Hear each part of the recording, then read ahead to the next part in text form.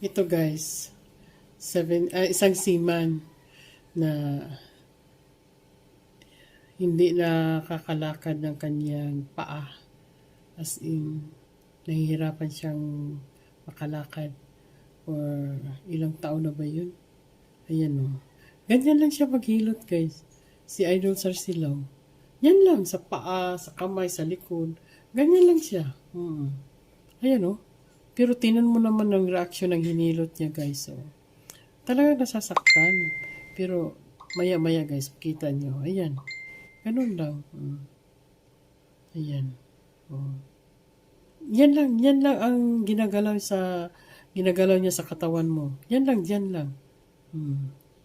Yan lang. Nagsasalita siya dahil yung kanyang paa daw ng seaman na yan, hindi daw nabibend. Tingnan mo yan, nasasaktan talaga siya kahit kita niyo yung kanyang kwan. Ganyan lang siya guys. Ang tirada niya nasa paa lang. Tapos na yun. Tapos balik siya sa kabila. Ayan. Ayan. Ganun lang siya guys.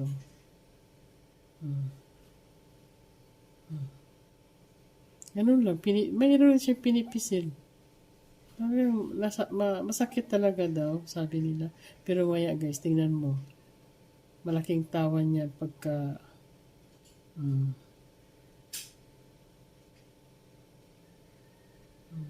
yun lang, paalang guys. May dinidiin lang siya. Yan lang. As in. May dinidiin lang siya. Tingnan mo ngayon guys. Makaano na yan. Makabango na. Minsan pagtawanan, magtawanan lang sila dyan. Yeah. Pagka ganun, tingnan mo guys.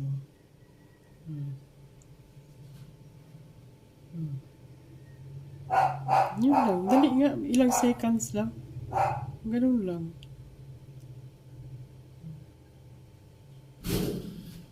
Pasensya na guys at sila ay nakahubad. Siguro mainit. Anyway. Mahirapan daw siyang huminga ang seaman na yan. Hindi nakakahinga ng maayos.